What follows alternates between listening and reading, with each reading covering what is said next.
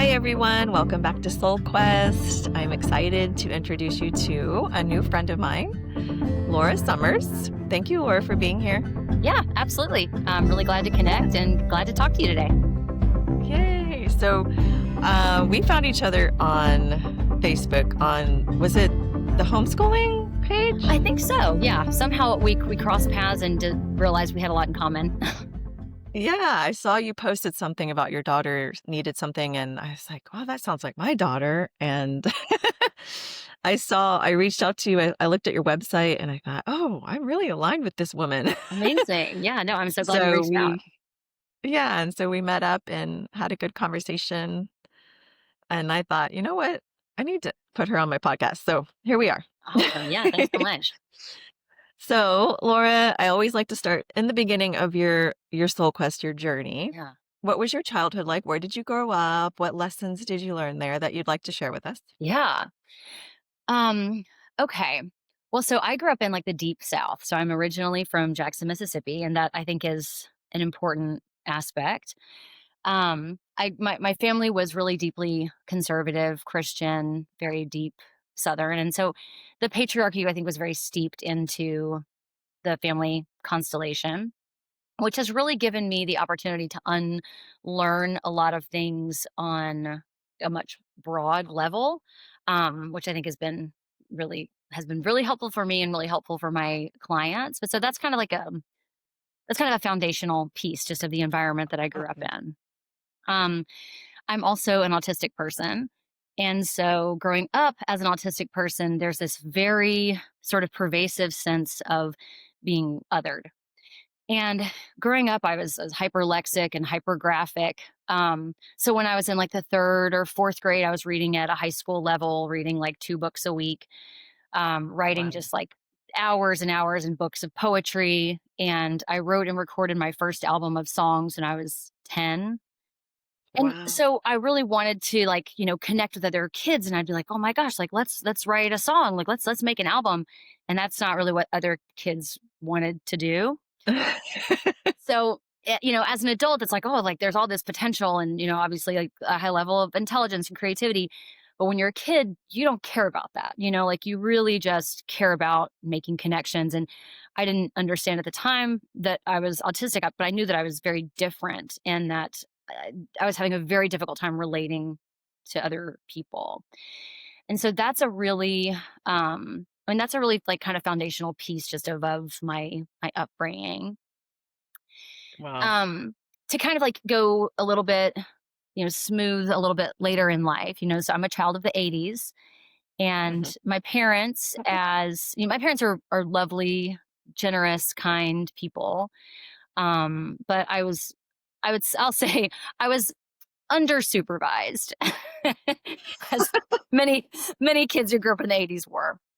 And so, unfortunately I fell into drugs at a really early age, like a really early age. And, Hmm. you know, this sort of opens a door. Like when you're doing drugs, like who are you hanging out with? Like you're hanging out with other people who are doing drugs, who are probably traumatized people, who probably have dysregulated nervous systems, so not in safe environments. And so not safe things started to happen. And, then my journey sort of continued from there. I have Okay. like more Wow. specific, deeper things I can say Yeah. about that, but maybe I'll pause if there's anything that Okay. Yeah. Wow. A lot of deep lessons in your childhood. yeah. Amazing. And so you falling into recreational substances, was that because you felt like you were different, you were not connecting to the world as it was? I think that was a piece of it. Part of my like, I mean, there's so many different presentations of autism, but part of mine is just being so deeply sensitive to my environment, which Mm. makes a lot of regular human things that most people don't struggle with very challenging. So, I mean, Okay. things like wearing clothes, body hair, lotions, certain foods and smells and lights, and just like kind of the general experience of being human is deeply overwhelming. And so I think that Yeah. more than that, loss of connection and just kind of connecting with anybody that I could, even if maybe they weren't safe people, It was also just this way to not kind of be in this human body. Right, right, to escape for sure. Yeah. Wow. Can you remember I mean, do you feel like those things that bothered you as a kid, like you said, the sensitivity to light and sound, body hair, that kind of stuff, how is it affecting you now as an adult? It all still bothers me a lot. Um, but I have done so much deep nervous system work, and I have a lot I mean, I basically have to have a lot of discipline in my life to keep myself very regulated. So the more regulated that I keep myself, the less those things bother me. But that does mean like a really high amount of discipline just in like the environments that I put myself in, like the foods that I'm allowed to eat. Of course, I mean I'm sober now, and so that's also that's also a big piece of it. Um, Mhm. and so I discovered this healing modality called somatic experiencing about 5 years ago, and I now practice it as a practitioner. But it is nervous system work. And I found that working with my nervous system was also really helpful Mhm. in kind of calming some of that and kind of calming some of that stuff down. So there's a lot of little pieces, but I think it just requires a lot of like self awareness, self care, self attention to kind of to navigate through some of those challenges. Yeah, totally. That's that's such needed work that you're doing. And I'll ask you more about that in a little bit, but so then so what caused you or brought you to that part of your journey where you decided to stop, become sober? Well, it was a long journey. I mean, I actually struggled with substances, particularly with alcohol, for a really long time. What I'm learning now is that that's actually not like alcoholism is not an uncommon life experience for, especially for Mhm. highly masking autistic women, just because of all the things that we've already talked about, like, desire to Mhm. connect and then also just kind of turning down the noise on things. Um, and I think that what happens is once you start experiencing trauma in your life, there's a little bit of like a vicious cycle that you can get into until there's an intervention. And because my trauma journey started very early in life, it just kind of kept going. And so I would be with unsafe people and then bad things would happen and then et cetera, until there was intervention you know? And so it's, a few different things. I would say the primary thing that pushed me into really working towards sobriety was becoming a mom. So my daughter was born in 2012, and, so now she's 13, and I have a teenager, which is its own, like, Yeah. wild life thing. Um, and, just trying to care for her, to manage her, and to not want to put her into the trauma vortex, you know? Mhm. And really, I'm a single mom, and so I was really reliant on myself. And basically, to be the type of person that I wanted to be for her, I had to make a lot of sweeping changes in my life, and that was really, I think, the first one was, finally getting sober, and then it sort of cascaded into a bunch of other things, to, you know, kind of create the person that I am now. Yeah. That's amazing. Um, I mean, there's always something along your journey that makes you wake up to what your purpose is, right? And look back at all the lessons and struggles that you felt were struggles, but they were really good lessons. Absolutely. Yeah. I mean, and especially just like with sort of the divine timing of my daughter entering my life, that at the time it Mhm. felt like the timing couldn't be worse. And now, when I look Mhm. at my life as a whole, I see that it was the perfect timing, and it's this gift that was given to me to be like, this is the person that's going to sustain you, so that you Yeah. can really start living in your dharma and really start living in your purpose. And so it's, interesting just the way that our perceptions of things change over time. Mhm.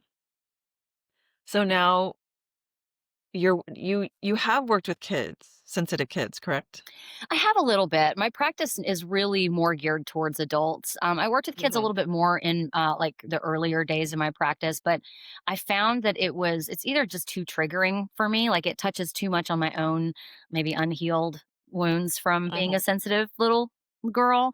It makes sense. Um, and yeah, but I find that I really just do deeper work that is the most fulfilling when I'm working with adults. Hmm. Okay. Yeah. So I don't know if we talked about this when we met. I might not have heard the word. Have you heard of the Diamond Child?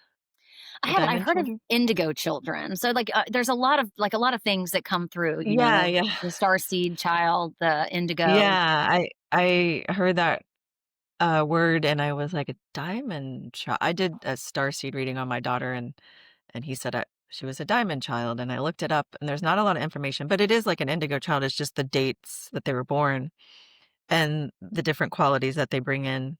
And the diamond child, I found one really good description of what a diamond child is to 2012. They're born 2012 to 2020. You know, my daughter's born in 2012 too. Wow. And a lot of the things sensitive to light, sound, your daughter is more outgoing, right? That is a characteristic of the diamond child. They tend to like to talk more or they tend to be severely shy, which my daughter's on the other spectrum of that. Just things like that. It's fascinating. So I want to know more, but there's not a lot out there. But I really feel like, yeah, these daughters were born to us for a reason. Absolutely. Well, Yeah. it's so interesting just how different she is than I was, you know? I mean, she's got her own sensitivities, but she's so bold, you know? And whereas in many cases where I feel like I would try to shrink myself, even well into Mm, adulthood, you know, I think a lot of women maybe in our generation struggle with like, yeah. how can I be small so I don't get Yep. harmed or I don't piss anybody off, you know? That I don't know if it's this new generation or the diamond children or just the makeup of my child, but she is definitely not worried about that. And, and I've learned so much from her about how to just stand in my power and how to take up Mhm, space and be bold. And so, I mhm. think, yeah, I think everybody who's a parent has lessons that they get to learn from their kids, but um, Yeah, it's a, it's a special learning relationship for sure. yeah. It's so interesting how so many moms that I meet, their kids are opposite of them. Like, I'm more of the bold, outgoing person, and my daughter's really super shy, quiet, and it can be frustrating sometimes because it's easy for me to talk to others. But as a kid, it wasn't. You Mhm. know, it took some time to grow into that. But as a easy, just like talk to whoever. Just what have you got to lose? But she's just like, she's doing that dimming her light and shrinking like I remember doing when I was her age too, and it can be frustrating as a mom Yeah. Yeah. to watch that. But we do the best we can as parents, right? To nurture their true personality, their authenticity, and their sensitivities. Yeah. So, okay, so this modality that you use, what did you call it? Yeah. It's called somatic experiencing. Somatic experiencing. So give us an example of how that works. Um, okay. Well, I guess I'll just invite you if you want to pause and kind of check in with your body and see if there's anything that you're noticing, anything that you're aware of that's happening internally.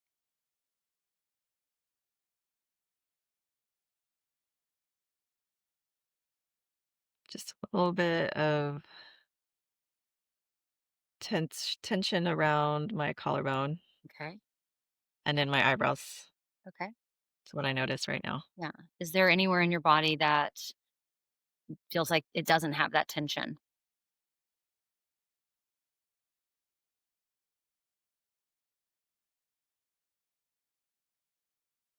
My stomach. Okay.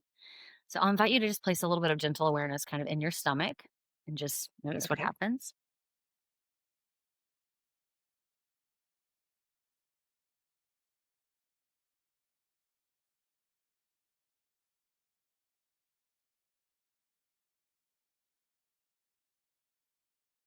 Feels a little fluttery. Okay. Now, if you come back into this space in your chest, I wonder if it's changed or moved in some way. Yeah. It does feel a little less tense. Okay. Ah, cool. Yeah. So bringing the relaxation up there feels good. Feels very peaceful. Yeah. Yeah. How do you know that Thank it you. feels That was cool. peaceful? I mean, just your voice is very peaceful. Thank you. And you're just like confidence in what you're doing feels like a peaceful it's like peace is radiating from just you. Oh. Oh, what a beautiful compliment. But but to know that it feels peaceful here is just that the tension has decreased. I just can feel that it's not as tight. Yeah. Yeah. So that's like a tiny little snippet. I mean, so my sessions, just like Okay. any I love therapist, that. are like 50 minutes, and it's kind of a blend. I use a blend of more traditional talk therapy and the somatic experiencing. So Mhm. what I mean, I'm inviting you to experience what your body is telling you. And Mhm. it's a method that's designed to handle it's like settling shock, stress, and trauma that live in the nervous system. So we all have Mhm. trauma. I mean, it's an inescapable part of life. Right. But in the wild, animals have a way of discharging that trauma, right? So if they're on the run from Yeah. a predator, they get to a safe place, they freeze, they maybe shake for a long time to Yeah. discharge that energy. In our like modern society, we don't necessarily have ways of discharging stuck energy. And so I work with people who have trauma to discharge that stuck energy. And a piece of what we just did is like finding, okay, where is it? What does it feel like? And then helping Mhm. it move. So there's a lot of like subtle ways that we bring awareness into the body. For some of my clients, we use visualizations. We'll kind of go a pendulation where we go into the trauma memory and then go into a safe place. To kind of teaching your body to move back and forth and give your body like a sense memory of what calm and what safety feels like to rebuild more capacity in the nervous system. Mhm. And when Love that. I Yeah. discovered this, I was a client, and it completely changed my life. And I'm deeply passionate about it. Yeah. I love that. It's very similar to qigong teachings too. Like the shaking, that's one of the things I always suggest to people. It's like shake it off. Just like imagine it falling off of you and like dissolving out of you because it really does feel so good. I love it. And yeah, there's a lot of different modalities out there. But there's just the body work is so important because that energy does get stuck in there and causes physical ailments, right? Absolutely. Yeah, absolutely. And so a piece of how I got into the work. So before I was a therapist, I was a body worker. I was a body worker and energy healer for about 17 years. I really just worked with the Mhm. body. And so it's been Uh-huh. such a beautiful bridge, like coming into doing Yeah, like more traditional talk therapy to be able to use this as a way to work with the body, just kind of in a little bit of a different way. yeah. Yeah, I think that's so key because a lot of people go to therapists and they don't feel like they're getting the healing that they need. Yeah. But this sounds like this is actually true healing, like you need to combine the talk therapy with the body work. I think so. Definitely. I mean, our Yeah, minds and our bodies aren't separate, and so being right. able to work with them as one cohesive unit, as one consciousness, is I think the only way really to heal. And that's I Yeah. talk therapy is great and it can be super helpful, but I think that this piece, especially when you're dealing with trauma, is really fundamental. And I've seen it just work miracles. So Mhm. I love it. That's amazing. So good that you're doing this work. thank you. So much trauma going on. Yeah, like you said, we all have trauma to some extent. Mm. So what about the book that you wrote? What's it Yeah, called? so my book is called Supernatural Recovery: An Empath's Guide to Overcoming Trauma and Addiction. So I published this book in 2021, and it's funny because at that time I actually not had my autism diagnosis. And so the book is really written around being highly sensitive, which I am. And there's this whole other sort of new lens and new story that comes in, but I use high sensitivity in my practice and kind of just in my vernacular to talk about anybody who's experienced trauma that makes them more sensitive: ADHD, autism, star seeds, empaths. I mean, it encompasses such a large group of people. It doesn't have to mean one specific subset. But so it's slight there's like one little piece that's autobiographical that talks about some of the more challenging traumas that I went through when I was very young. And then, like the mental health fallout that I had, and of course my struggle with addiction. Um, but it's really like the bulk of the book is a roadmap to how I was able to take my life that was very much in shambles and put it together and grow into the person that I am. And so it's divided into four main sections. One is caring for your physical body and dealing with triggers, right? 'Cause there's emotional Mhm. and physical triggers everywhere when you're trying to overcome any kind of addiction. One Okay. is calming your nervous system. So we know we talked about that with somatic experiencing, but there's also like breath work and meditation and sound healing and all the modalities that um, a lot of people kind of in this world know about. But I'm also trying to reach to people who maybe aren't aware that these modalities exist and that there are things that you can do to work with your nervous system and to calm your body down without going for a drink or a pill or some type of chemical. So it's a way to like work with your nervous system without any external input. Yeah. The third one Yeah. is called energetic transmutation. And so that's a lot of like the discharging of the stuck energy. So in this chapter, I talk about Kundalini, more like activating breath work, and types of those types of things. And body work is in there too. So I do talk a lot about different types of body work, and craniosacral and Reiki, and like all of the things that are available to really just create this puzzle of your body healing. And then the final chapter is about bringing in compassion, self forgiveness, and really shifting your mindset from a fear mindset into a mindset of love. So I talk about gratitude and bringing in, how compassion can dissolve shame. Shame keeps us stuck in addictive cycles. And so, yeah, it kind of just creates this whole picture of here's what I did to get myself sober. Mhm. this is my Yeah. this is my Yeah. gift to other really sensitive people who, feel like they have to have something in their bodies just to live a daily life. Mhm. Yeah, that sounds like it's full of tools. Yeah. Love it. Great. So, what is one thing that you do daily or almost daily that helps you stay balanced? So for the last few months, I wake up early. So I wake up around 5 a.m. and I go for a moonlight walk. Oh, nice. Yeah, so it was very cold this morning, but I bundled up and I took my moonlight walk. And I walk around my neighborhood for like a couple of miles, like kind of before I start my day. And everything's really sleepy and quiet. And it's such a fun time of the year to be doing it because there's like Christmas decorations Yeah. everywhere. Well, yeah, But it's still it's a great way to start my day. When I'm moving, I process, like I'll talk to myself or I'll just listen to maybe like a positive book or a positive Mhm. podcast, or just lately I've been listening to a lot of like affirmational music, motivational music that just like makes me feel really good and is a fun way to start my Yeah. day. And I love to commune with the moon. So Yeah. Oh, I love that. That's a great. Yeah, I like to get up before everyone's awake too. But for some reason I can't get myself to walk out of the house until I see a little bit of light. sure. Yeah. But that sounds really peaceful. Yeah, it's very cool. And most days, I am able to see the sunrise, but it's just Yeah. a fun little ritual. And I don't do it every day, but pretty much every weekday.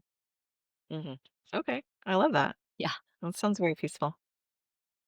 Any future plans for yourself my or your future plan. business? Yeah, I just want to keep growing.